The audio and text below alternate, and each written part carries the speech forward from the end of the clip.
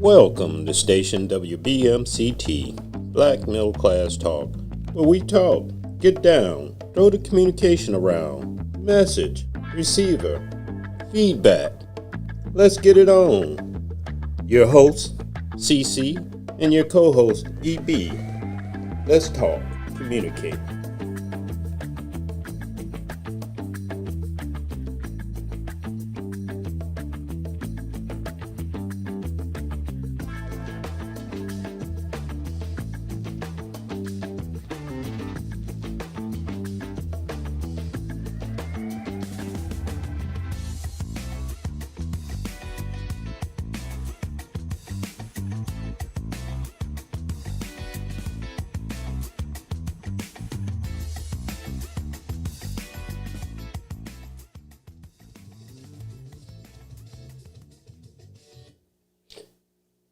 Welcome to Station WBMCT, Black Middle Class Talk. I am your host, CC, and this is my co-host, EB. And as always, every Wednesday at 1:30 Central Standard Time till 2:30, we always discuss the domestic and international news we start out with. It's an hour show. And the second quarter of the hour, the subject of the day is Are the Religious the Unrighteous? And then the third part of the show, we're going to go to the subject board, which will just carry on from the second part. We're going to talk about religion and any other thing that might be on our subject board. And then in the end, we have a little high-end talk or a good feel talk, hopefully on entertainment or whatever the entertainment is today of the day. So as we always start out, EB always opens us up with the domestic and international news, and I just follow up. So EB, a lot going on in the news as always. The domestic, international news. What you got on top of your agenda to discuss? Well, the top of the agenda, as we've been speaking about for the last couple of weeks, is that a deal has been signed For the war. Yes. Okay, they signed it. You know what I'm saying that sarcastically, right? No, I did not. I don't know what's going on. Oh, you didn't pick up that sarcasm there? I said the deal has been signed. I think I said that last week and the week before that Yes. and the week before that. But the deal has been supposed to have been signed. We still haven't seen anything in writing as far as that. Our vice president was over there supposed to have been the closer to go over there and tighten up all the things that Wickoff and Jerry Kushner have put together. You know, and I was talking to Cece about it. Isn't it strange is that before all of our foreign policies, as far as like any governance and MOUs, any agreements that have been done, that has always been negotiated by, at the very least, the Secretary of State. Mm-hmm. But now this one right here is being taken over by two real estate guys. That It's don't have typical no Trump administration. Exactly. Don't have no foreign policy experience. But our president has put our country policies in the hand of those individuals. And one of them is son-in-law, by the way. I was trying to be nice, because then that nepotism kicks in. You know, that's the one. But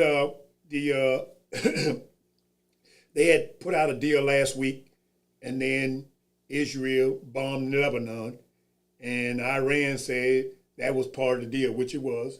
It was on the first pages that there will be no more violence or contact with each one to include. They did have Lebanon included in there, but Israel saying is that they are retaliating, and then the American people come to Trump to say, well, what's going on? You know, how is our agreements with Iran being wrecked by Netanyahu? But then again, you know, I've seen a lot of this reporting this weekend that a lot of people have said is that we as a country are running based on what Israel does. So it kind of goes into the same thing that started at the very beginning when Marco Rubio told the truth. What was you the remember truth? when Marco Rubio What? made the statement that he said is that the reason why that the American bombed Iran because Israel was getting ready to go in and they couldn't, and they knew that they was going to be involved. You don't remember that? And then Trump came back and said, no. He said, no, that ain't what happened. He said, I made the decision to go in to Iran, but which we all know is a lie. Well, I'm not really sure. That kind of seems to me to be a co-decision. Netanyahu, as the story is, has always tried to get the United States to bomb Iran, start a war with Iran, the way I understand it. Right. So the way I understand it also, they finally found a useful idiot in Trump, the way I understand it, who would go along with such insanity. And now, and with Israel, it's always been the tail wagging the dog when it comes to the United States, and that is exemplified right now. And I always say, as far as the Middle East and that war with Israel, I always say Biden bears a huge responsibility for letting that get as far as it did. He flew over there, October 6th or 7th, right after the October 8th. Hezbollah. Was it Hezbollah that? Yeah, that's what they said. That attacked No, they said Hamas attacked Israel, right? When they had the all out dropping from the air and just killing people. Okay. But I think the response that Israel gave and still is doing was not equal to what they got. And then they're being the power. But we bag Israel. Those weapons are our weapons. Right. Yeah. You know, that money that's being spent in the Middle East is our money. And so I'm saying that Biden dropped the ball big time, especially when he said Netanyahu is his friend. He went over there, kissed him on the cheek. The man just screwed you around. Just before the election, he started, this chaos, which, by the way, he was giving money to Hamas. Netanyahu was. Right. He was supporting Hamas. Yes. And it's the way the word goes is that he was he was trying to back channeling this attack. But not responding. They knew it was coming. He was like, open the doors up. So that gives, because Netanyahu is trying to stay out of jail. He has the same problem as Trump. So you destroy, you kill people just for your sake of your own behind when you were doing, involving yourself in some corruption. And it just got out of hand. And that's the way the devil does you. I'm glad we're going to be talking about religion today, because that's how the devil works. Spiritual. He walked you down this road, and he just slow walks you. You go farther and farther. You know what I mean? But anyway, go back to no. But yeah, and that's some good points that you made. But I think that that Biden and I agree with what you're saying. And some good points that you made is about that what Biden hand is in this. But I always felt that, because of the way that the U.S. is built, is that because the Jewish community is so prevalent in the United States, that's included in our communities and in our politics, and so Biden was doing what any other president in that same position was doing, is that towing the line. Towing the line is like, because they've always said that America is with Israel. Okay. Always said that. Okay. So the only way that to reinforce that is for him to did what he did. So would you think he could have stayed in the U.S. and said, yeah, we with Israel? He had to show. Yeah, he showed that support, and it was overkill. Quote overkill. But I'm just saying he could have stopped that war anytime by calling Netanyahu up and saying, hey, you're not going to get any more money from us. You're not going to get any bombs from us. We're going to cut you off. You don't have to do that publicly. But, he stuck it with it, like you say, that cliche, we always with Israel. And the only thing I think we get out of that, what they're saying, is just an outpost for the military. Israel is, because it's a small country in this Muslim area, very small. You can't even find it about as big as your fingernail on the map. And there's history behind that. We may talk about that in the subject of the day. But I'm just saying, I think, not that Biden was in on it, but him just saying that, same as Trump, you can cut, like, okay, this thing just happened with Lebanon, right? Because Israel's pounding Lebanon. They want some of that land, too. They already installed the Palestinian lands. Now you want to come across the little water there and steal theirs on behalf of our tax dollars, right? So in this last fiasco, you're right. Israel bombed, supposed to be a peace thing going on, right? They got an agreement, and Iran said, hey, well, don't be bombing our friends either. You know, you're not going to bomb up, but don't bomb our friends. And what does Israel do? Yeah. They bomb their friends, right? Exactly. So Iran said, deal off. Yeah, but do you notice that Israel stopped bombing? I haven't seen, because as I say, Trump called them, said, hey, we're going to redirect some of them weapons to, I don't know, of course he wouldn't say Ukraine, but I'm just saying that the United States, there's a huge responsibility with Netanyahu and Israel. Yeah. And by the way, Jews in America, I'm almost certain if they took a poll, they're not in support of what's going on in the Middle East. I would be willing to bet. Right. And see, and that goes back to your earlier thing, is that there's a lot of Jews here in the United States does not support Netanyahu. So the Netanyahu thing, yeah, they're totally against it. But then again, the old swoop, everything. If you got that title of a Jew and everybody's mind, they thinking that you go along and you're right. Well, that's just like in anything, things that something that's dealing with African Americans, something dealing with Mexicans. Is that if a group does it, that doesn't entice. You can't do no one swatch. Well, with us, you do. Yeah, I know with us. I'm just saying. We call them monolithic graves when one person does something. Well, you see how they are? Right, yeah, exactly. And then when they would do something good, just American thing. Yeah. That's right. They become American. You're right. Yeah, now we're American, right? Right, exactly. It's an American. It's that, so even like that's one of the things that they played off with Obama, is that this is an American story.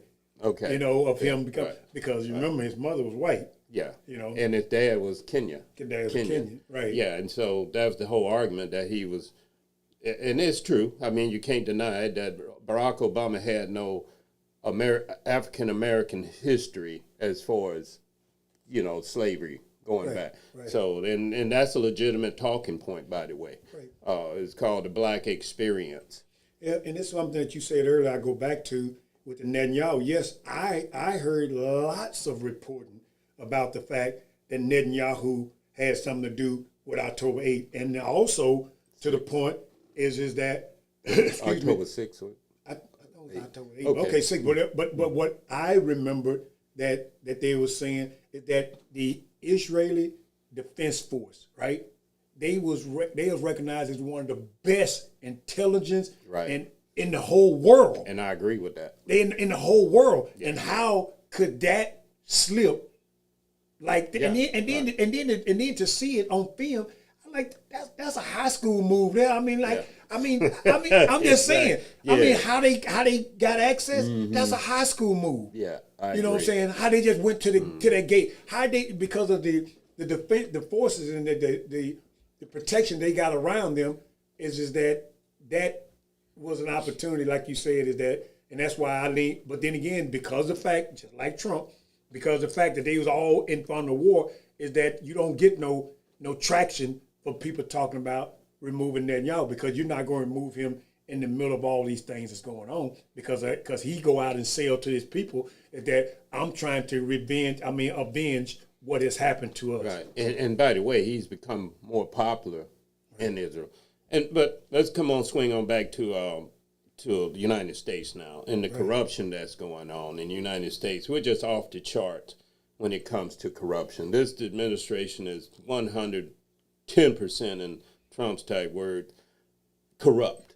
Right. I mean, we got the Air Force One from Qatar. I was getting my how much was that? How much was that aircraft? 400 million. 400 million. Now, I think Qatar was having second thoughts about that when they got bombed by Iran a few times, because that's a high tourist type place. I know their tourism just went through the tanks. Yeah. After that $400 million bribe, I'm almost certain they're feeling some kind of way, which has Trump in a bind now, because he's got bills to pay. He took a lot of money on that pre-election. And then we got what I consider the domestic terrorism from the state-sponsored terrorism on the United States from the administration. That's Minnesota, Chicago, New York, anywhere where people you got cops running around with their face covered up. What is that?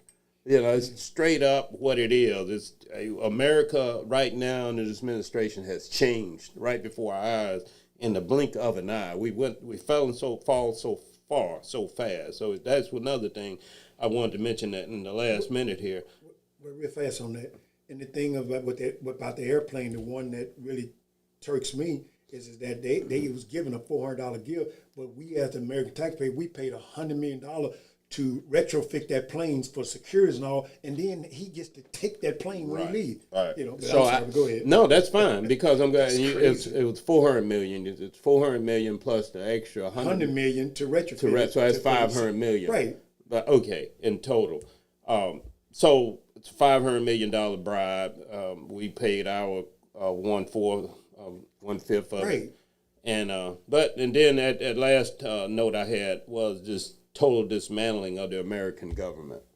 I mean, it's just the FBI is just, I don't even know, that's a criminal organization. They're back to their Hoover type atmosphere, right? Remember when they were investigating Martin Luther King and civil rights leaders and so forth, and the rest of them. You got the Black Panthers, you know, they were murdered. Yeah, I'm just saying that. And then you got Cheney Goodman Schwerner down south there, but of course the FBI did find the bodies.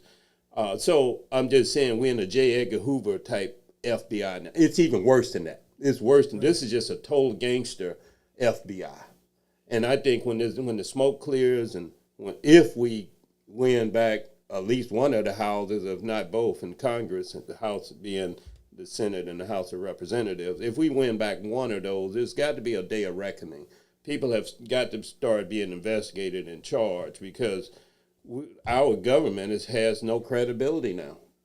I mean, well, with black people, they don't have much at all anyway, but everybody else is, they should be woke now. Saying we use the word woke in a jokingly way. Now they know. Now you know, woke is woke. And everybody should be woke that you're living in I don't know, I say the government is just terrorizing people. You can arrest somebody just because you feel like it, no charge, and hold them forever. That's against the Constitution. I mean, the Fourth Amendment, I have a right, reasonable right of assumption of innocence, a day in court. Right. And and the same thing the same thing that happened right here in this town when that young kid that they arrested and they without his parents being there, they was and that's against the law. Right. That was local. You're talking about I'm saying it's local news. Yeah, but no, it's the same thing. But I'm saying how that they're emboldened by that because of what else is going on in our world. The police went to a school, arrested this young man without contacting his parents. Right. Held him for like a day. Yep. They told him he'll get a good hamburger Happy Meal if he just confessed. Right. Of course, and then they let him see his mother. Of course, the young man don't know no different. He signed the confession form, and the only way he got off, but was proven innocent, was because they had video of him somewhere else. I think at a basketball game. Thank God for video. He was a basketball player. Yes, they had video of him playing basketball. Right. At the time of the robbery. Now he had signed a confession, said that he did it. Yep. I'm just saying, just to get out of the, see his parents, the boy about 17, 16. Yeah. He don't know no better. He just signed his life away 20 years. Thankfully, they had it on camera. That's what black people deal with forever since my whole lifetime. Right. And it was even worse before then, before I was born. Yeah. So that's the first section. Went a little bit over, but that's fine. We're going to come back with the subject, are the religious, the unrighteous.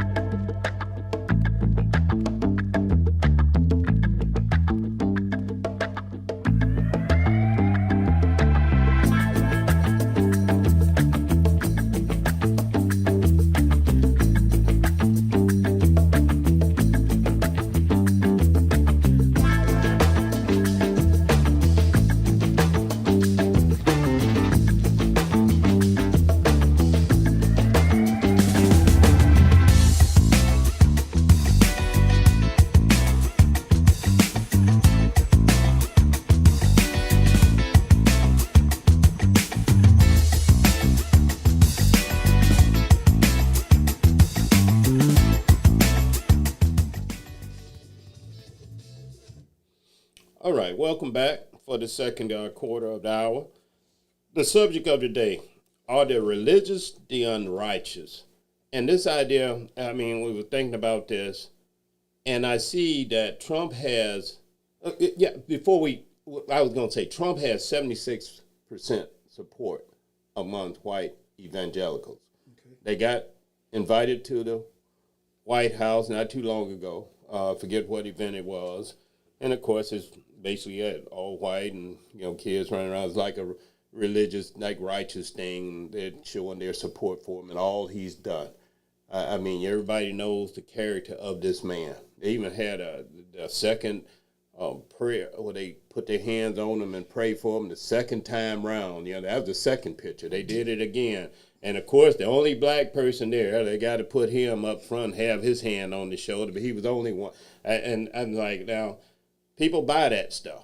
Yeah, and so, but before we get your comment, let me look at this definition real quick on spirituality and religion. And it says spirituality and religion are deeply intertwined, but fundamentally different. Broad religion is an organized institution system of belief, rituals, and dogmas. Spirituality is an individual's personal, subjective search for meaning, connection to the sacred, and inner peace.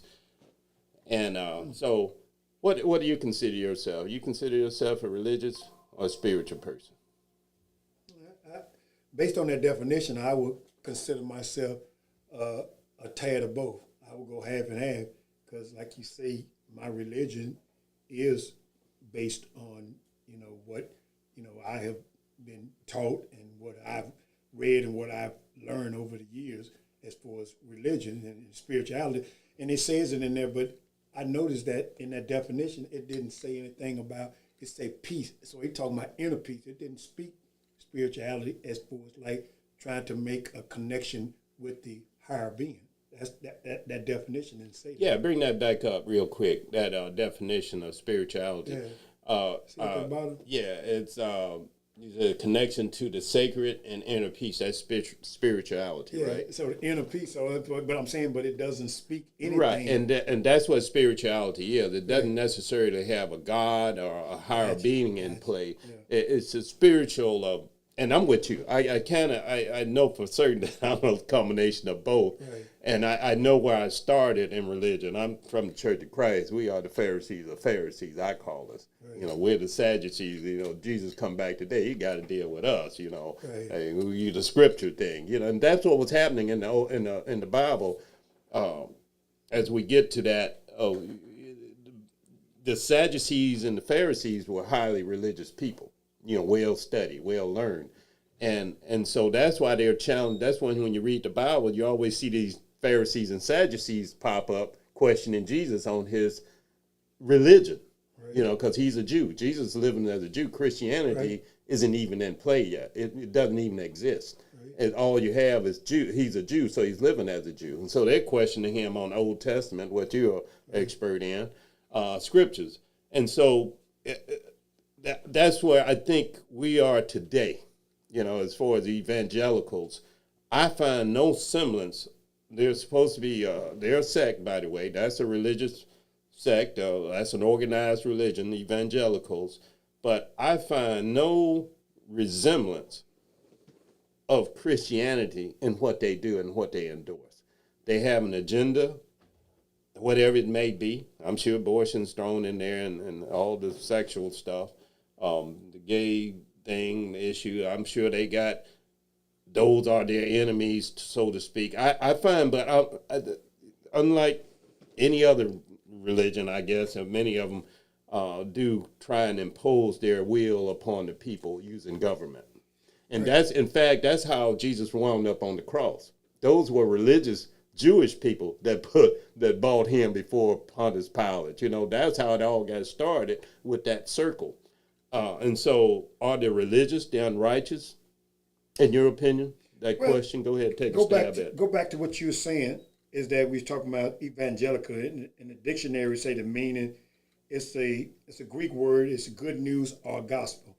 And they say their tradition within the Protestant Christianity that emphasized the authority of the Bible, salvation through personal faith in Jesus Christ and the mandate to spread the message.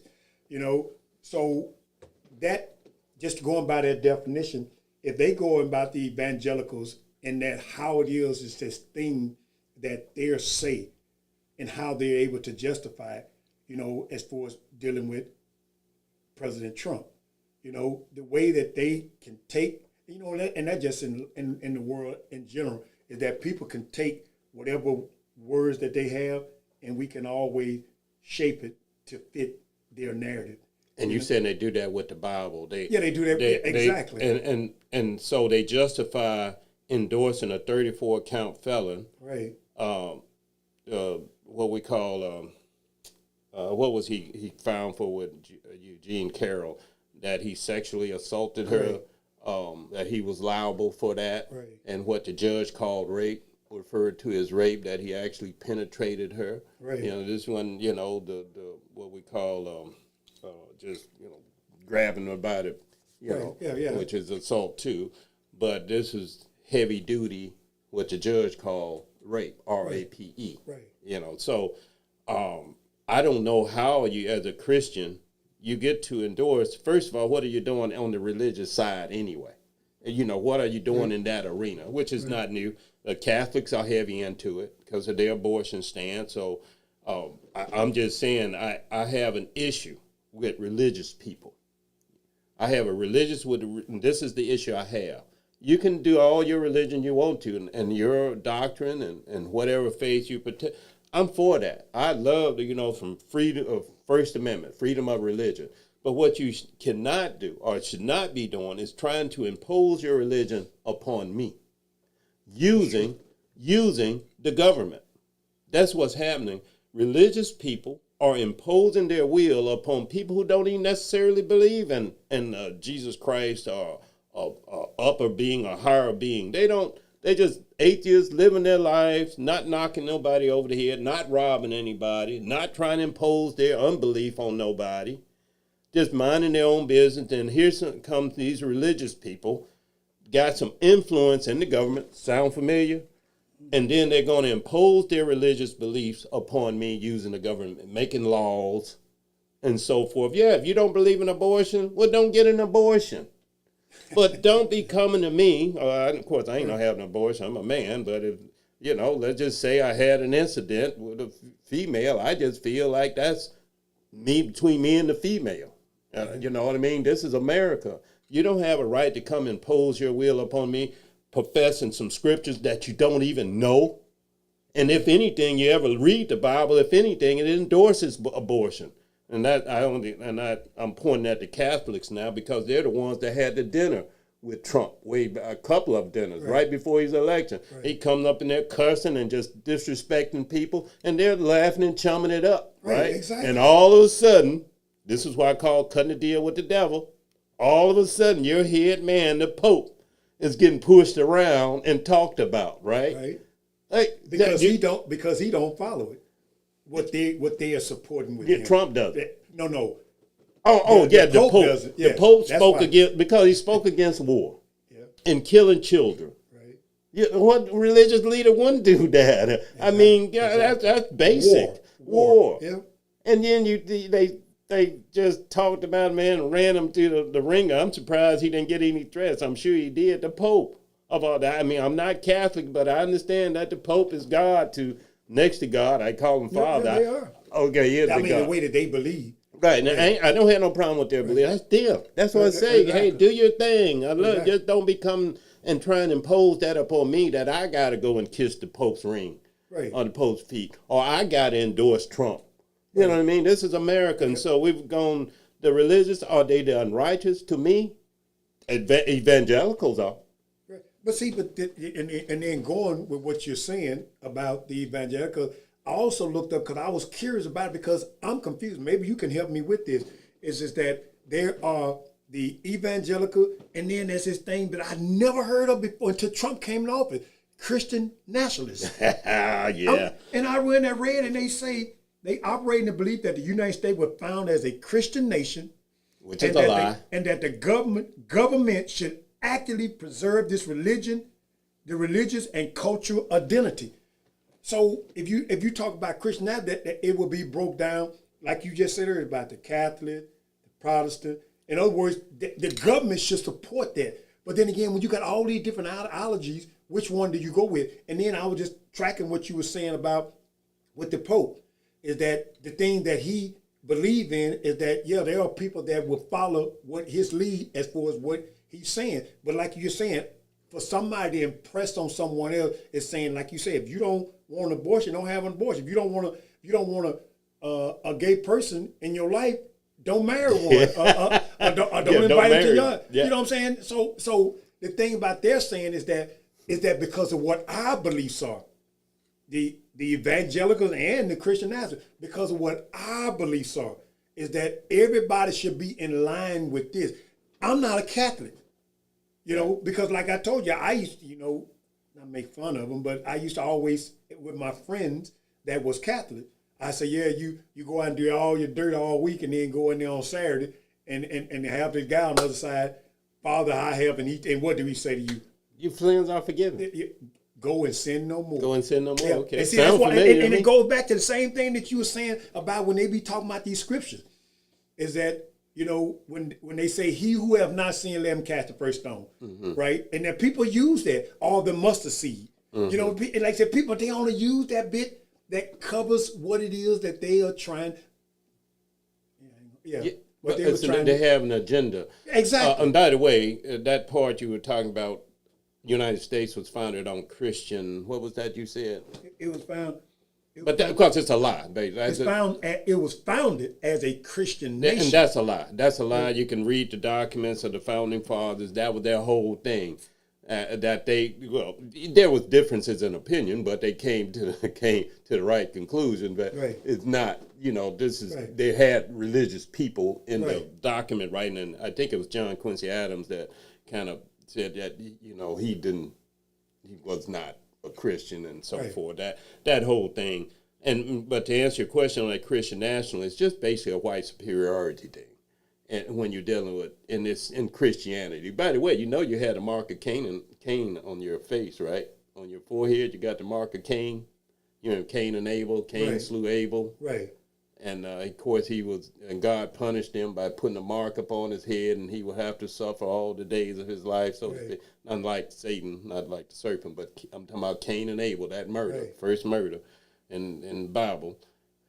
But those white nationalists would tell you have the mark of Cain on your head, and that's what that black skin is. That was a curse.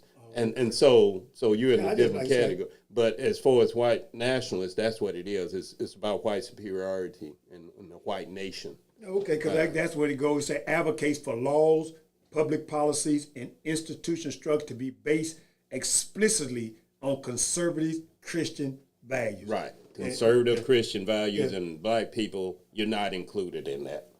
As far as, they got a few sprinkle in there. And by the way, these labels, they get on my nerves. Conservative, liberal. This is just labels to kind of put you in a box. I don't really know. Yeah, moderate, progressive, to put you in a box and to take away your independent thought. I would say don't even fall for that. But I get it. You have to use these terms sometimes, but they're code words. They're code words. Yeah. What they used to call a dog whisper. Yeah, dog whistle. Dog whistle. Yeah, because it's that for these evangelicals to stand up behind a podium and actually talk to their people to tell them or justify the actions of this president. Yeah. And that's the thing that you're saying, that's the problem. Yeah. Is that you are actually saying is that we believe as a Christian, as a Catholic, Protestant, or whatever, is that this man, and then and also go back to what you said earlier, is that when all those folks go around touching on Trump, you know where that came from, right? They did that to Obama. You remember when Obama came in office? All them ministers went around him and that's why I did Trump. But I'm saying, this man, Trump, Obama's living rent-free in Trump's head. Okay, I'm glad you cleared that up. Yes. Okay, so, all right. When I saw it, I was like... balances it out. Could you come up with anything original of your own? Well, yeah, but I didn't see that. they recycle that picture with Trump all the time. And the last point I had, well, we're going to take a break because we got to come back. We're going to talk on the same thing, religion. Okay. We're going to bring the board up when we come back after the break.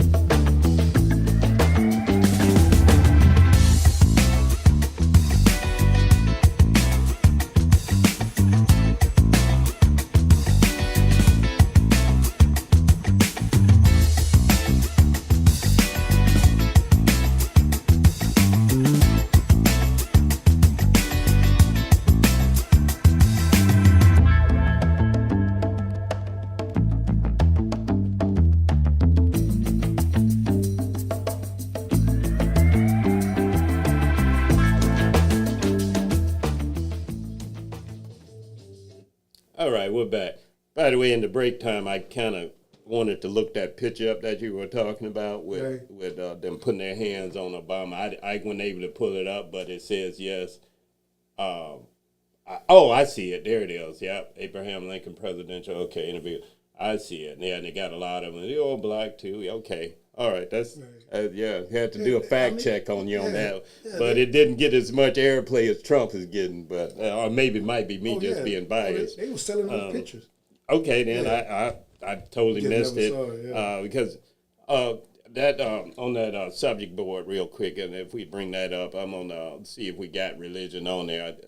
I know it should be there because religion is something that there it is. It's right there in the middle. So you can come back. I just want to make sure that on the subject board that it generally covers all the subjects we talk about. But religion is, I don't know if religion is what it used to be in the black community. I mean, you go into churches now in the pews, you can probably get a pew by yourself sometimes now. But some churches are holding true, in there. And because the church played a very vital role in the civil rights movement and just in black life in general to get up to this point. Even before the civil rights movement, when I came up, that's why I say I'm a Christian through my family heritage. That's just something that's in the black community, or was. Now, Today's world is probably a little different, don't you think? Yes, it is, because that the places that they had and the places that they have now. Of course, you probably remember, no matter what you went through during the week, come Sunday, it is all, that was our meeting place. That's where you come and you lay all your troubles down. And that's where, but then again, you felt that. Yes. But like you say now, to me, church is a business. Okay. On the front end, but every church has business on the back end. You got to pay the light bills, got to pay the preacher. But I'm saying, but when you take the back end and make it priority on the front end, like you say, it's on the back end. Like say, we all know that all this has to be taken care of. But when you take that and make it on the front end, what I mean by that, when you sit there and have a whole 30-minute conversation about donation, or tithe, and all that, so that right there becomes what the business. Your main focus in that point should be about saving souls. Okay, you make a good point, because I was thinking that earlier when we were talking that with the evangelicals and the Catholics, so to speak, I'm just going to pick those two, don't take it personal, but or any church, let me say Methodist, Baptist, just to make it even, I just don't hear much about Jesus Christ. Ask your average parishioner when you go to church, or your average person that you talk to, ask them about the story of Jesus Christ. And see how bad they fumble with it. Because what I find when I go to church, and I am not an Right. active member these Right. days, but when I was going, probably one of the reasons why I don't really go as much now, you rarely hear the story of Jesus Christ. And when I was coming up, that was common. That's what the gospel is, the death, burial, and resurrection by the Bible's own definition. The death, burial, and resurrection of who? Jesus Christ, because that's where you get Christianity. And I think if you're an evangelist, just going out a missionary, or just speaking the gospel, if you're about the gospel, then why don't you tell us about Jesus Christ in the story of? Because some people don't know the story, sitting in church, of Jesus Christ. And I mentioned that some people wouldn't know that during Jesus Christ's lifetime and while he was living, there was no Christianity. It was all Judaism. That the Old Testament is Judaism. Christianity doesn't come into play until Jesus comes out the grave. Now you have Christianity, but now you have to believe in a man that died, a man you never saw before. And never saw the man that he was talking to. So I'm just saying Christianity should be all about Jesus Christ and faith in Jesus Christ. Now, the other stuff, like you were saying about the business side, well, the church got to pay business. But what you were getting to, I thought you were getting to, is the amount of money that these preachers make, right? And these big buildings that they build. And then in the meantime, you got parishioners here can't even pay their car note or put food on the table for their children, yet they will give a big donation to the church. And then the church won't turn around and help the people in the church who need the help. Like that one guy, Creflo Dollar wanted that. Creflo Dollar. Yeah, how much was that plane? 30 million or 3? Yeah, but that's what I think you're talking about. He wanted to buy a personal aircraft to go over there and help the kids in Africa, feed the kids in Africa with his own personal plane. Right? I'm like, man, that's kind of, childish lie. It's like you just want that for your own vainness, so. And then the people gave to it, though. That's the thing. People supported it. I think he made the goal. And what you said is that you just want that for your vainness.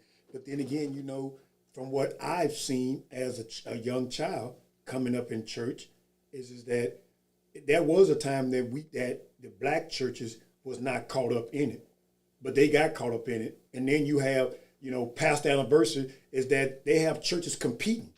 Is that we bought our pastor a Jaguar. They go out and buy their pastor a Mercedes. I'm just saying is that, the competition. And then you was talking about, they don't talk about Jesus Christ, but then again also is that most of the churches speak about prosperity.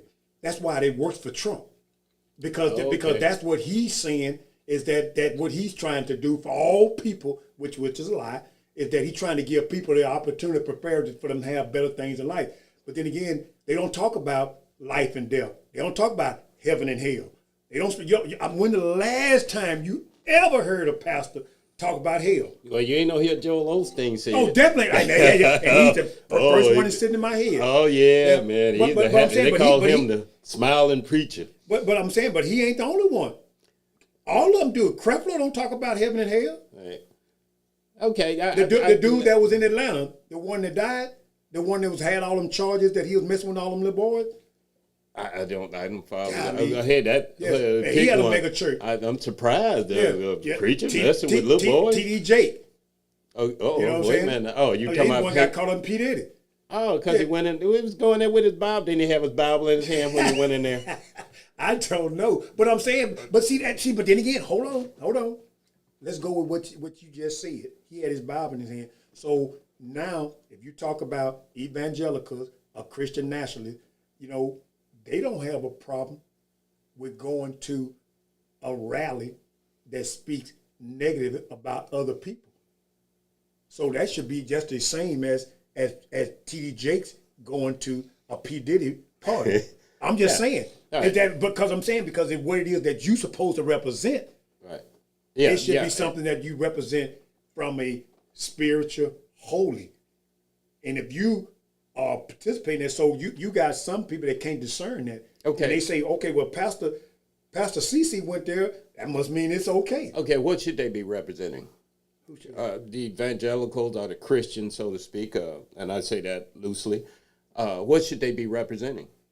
You say, okay, I got the Bible in my hand. Doesn't that represent me as a righteous, religious? No. You when you threw out there, but he had his Bible in hand. I was just saying that's a symbolism, for him to have his Bible. I get that, but I'm asking you a question. Because you said it. Okay. They should be representing, and that's why I'm just wanting a clarification. Representing what when they go out? Representing the Word of God is what they supposed to be. That's what they supposed to be. They supposed to be the shepherd, right? So they supposed to be spreading the Word of God. And the Word of God meaning? I'm serious. What do you mean? What is the Word of God? The Word of God, okay, then. The Word of God is Jesus Christ, right? Because He is the Word, right? I am the Word, the truth, and the light. Okay, I'm just right? making sure I was tracking you. And I wanted to make sure I was tracking you too, because that's what I'm saying. They should be representing Jesus, which is love. Right. And they shouldn't be out here judge, And peace. And peace, and forgiveness, and forgiveness. Yes, I'm saying the list just goes on and on. But love is the greatest. Yeah, all the greatest of all. Right, because it encompasses everything below. But then that's why I say evangelicals. First of all, you can't endorse a man that's killing children and say that you have love in your heart when you're rolling with this guy and he's doing a drive-by every other week, and you're sitting in the passenger seat, filling up the tank because we got to go to another war. Another drive-by war, and let me fill this tank up with some of our tax dollars and our support for what you're doing. And we're supposed to be about love, right? And all that other stuff below that goes into place, what you're saying. But that's what I'm saying. You don't hear about Jesus Christ with these religious people. And if you're not hearing about Jesus Christ when you go into any church, if you've been going to every church and all you're hearing about, like you say, a 30-minute, sermon about we got to be prosperous and we got to get this money and we got to build a new part to our building, or I need a new Mercedes. If that's what you're hearing in your church, I submit to you, you might want to reconsider where you're going, because you need to be hearing about the story of Jesus Christ and about love and building yourself up in the faith. Now, like I say, I'm out to judge in business, or I try to get out of it, and I try not to judge people. But when you're laying your hands on a murderer and that's that's probably not saying much about murderers. And when you're laying your hand on a murderer and you call yourself a righteous person, there's something wrong with that picture that I'm not accepting. In fact, I call foul on. I call you a hypocrite, as Jesus would call you. And you're saying a hypocrite, and you're right, because the fact is that they use that forgiveness. That's what they use as the reason why that they're able to forgive Trump for his transgressions. Right. Why the man's actively sinning. Exactly. I'm saying. I'm saying. Yeah. See, but then again, go back to, like I say, choosing what Jesus said to that lady. Go and sin no more. Okay. You know what I'm saying? But it didn't say, okay, well, I let that one go. Go and sin no more, but come back next week after you sin for the whole week. Right. Exactly. It's a sick, like I said. Because they forgive it. I get that. I'm saying that. And I get the little trick. That's what I'm saying. You said point. it. Yeah, you made a good point. That's built in, to be fair, across the board religions. Yeah, and Christianity, that forgiveness thing, that's across the board. Now they just take it to an extreme because, like I said, it's ludicrous that any so-called righteous person would endorse Trump. In his state. Now, if you came back to me and say, well, he came to church Sunday, man, and he was crying all over the place, and he was asking for forgiveness and all that. Now, if you told me that, I would, Christianity, we got what's that guy that used to kill from Milwaukee? He killed, was Dahmer. Went to prison, and he repented and was baptized, and it was such a uproar in the church. Who baptized that man? Who let him in the gate? Which he wasn't in the gate. It's just the man, he supposedly had remorse. But I'm just saying, in religion, that's across the board what you say. And then showed religion that, just like you just saying, Ben, you remember that young kid that killed those folks in South Carolina? Remember they went to that church? That's right. And then you remember all those folks that had family members killed, they all forgave that kid? Yeah, I saw that. And that was you kind of. I mean, I'm saying, you're gonna be. I'm saying each and every day we're gonna be challenged as to what our religious beliefs are, and there's a lot of things that goes on in this world, and especially the environment that we're in now, is that your religion is being challenged each and every day. Because when we see Trump, well, I ain't gonna say you, I just say when I see Trump, it brings about a certain thing because I know that this man is foul. I know that this man is doing things that's hurting people. I know this man is doing, like you say, and have no wars. I know this man is killing people. Yeah. You know what I'm saying? And then it's on our hand. Right. Our tax dollars is paying for this man to do this. Yeah, so we got our hand in it. We got our hand in it. Hands are covered in blood, United States. Yeah. All right, we're going to take this quick break. I know we went a little bit over there, but that's fine. We're going to come back to the next 10 minutes. We're going to talk about entertainment, and we'll be right back for the last 10 minutes.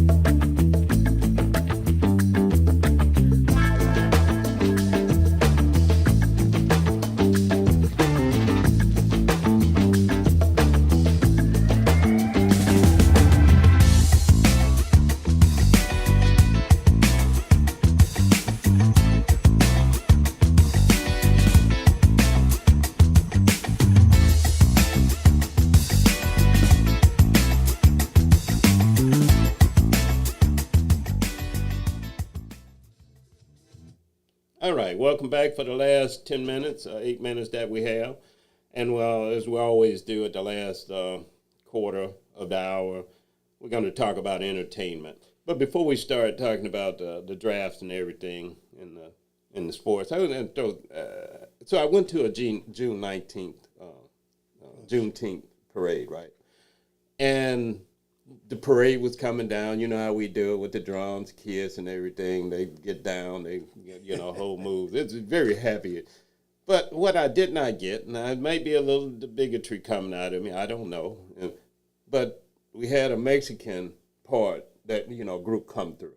And they had the Mexican music and doing the Mexican dance, they were coming down to the parade. And I just thought that was odd because Juneteenth, I didn't get what their part in Juneteenth was. And it kind of, especially the groove was different. And I didn't know how to take that. Do I take it any kind of way? Or is it we just free for all? Anybody comes in and just marches down the street, just fill in the gaps, right? What you're saying is that what do they have to do with it? I would lean two ways. One way is that I had never seen when they have the Mexican Independence Day, I haven't seen any black bands marching. Okay. So with that noted. But then again, you're saying is that those people are celebrating, Juneteenth, because it is a celebration, supposedly. It's a celebration. Oh, yeah. So they are participating. Like you say, and by the way, I don't know if bigotry is that's a strong word. You say your bigotry no, I'd say it might be. No, it might be, but I feel justified to say, we black people are very welcoming. We're very loving, hands down. Our history proves that. In fact, you go to Africa, we have the genes of Africa. Right. African people the same way. Right. That because that's what we are. That's where I always.